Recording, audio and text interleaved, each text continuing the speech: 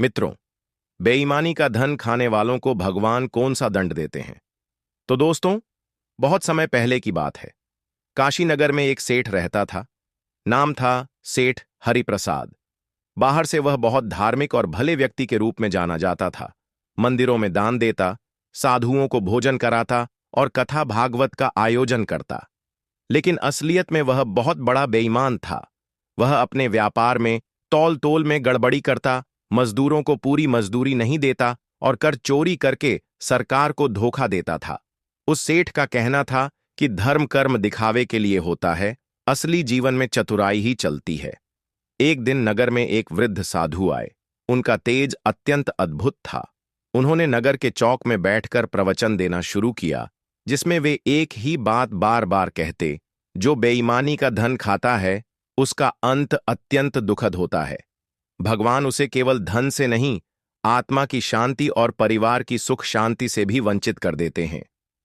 ये बात जब सेठ हरिप्रसाद ने सुनी तो हंसकर बोला, अरे साधु महाराज, ये सब तो किताबों की बातें हैं। असल दुनिया में तो वही जीतता है जो चालाक हो। साधु मुस्कराए और बोले, ठीक है सेठ जी, 1 वर्ष बाद इसी दिन आपसे फिर भेंट होगी, तब देखेंगे कि कौन जीतता है। समय बीतता गया। धीरे धीरे सेठ हरिप्रसाद के व्यापार में गिरावट आने लगी। पहले उसका माल खूब बिकता था, अब ग्राहक कम होते चले गए। एक रात गोदाम में आग लग गई और लाखों का नुकसान हुआ। ऊपर से उसका बेटा गलत संगति में पड़ गया और जुए शराब में लिप्त हो गया। सेठ परेशान हो उठा। उसकी पत्नी बीमार पड़ गई और सेठ के पास इतना पैसा होते हुए भी उसे सुकून नहीं था। हर तरफ से वह अकेला होता जा रहा था। ठीक 1 साल बाद वही साधु नगर में फिर आए और उसी चौक में प्रवचन करने लगे। अब की बार सेठ हरिप्रसाद खुद उनके पास गया और पैरों में गिर पड़ा। महाराज, आपने जो कहा था वह अक्षरशः सत्य निकला। आज मेरे पास धन है पर चैन नहीं। बेटा बिगड़ चुका है, पत्नी बिस्तर पर है और मैं अंदर से टूट गया हूं। साधु ने कहा, सेठ जी, भगवान का न्याय अद्भुत होता है। वह तात्कालिक नहीं होता, पर जब होता है तो संपूर्ण होता है। बेईमानी का धन केवल शरीर को तृप्त करता है, आत्मा को नहीं। और जब आत्मा दुखी होती है तो भोग विलास भी नरक बन जाते हैं। सेठ ने पूछा, अब क्या करूं महाराज?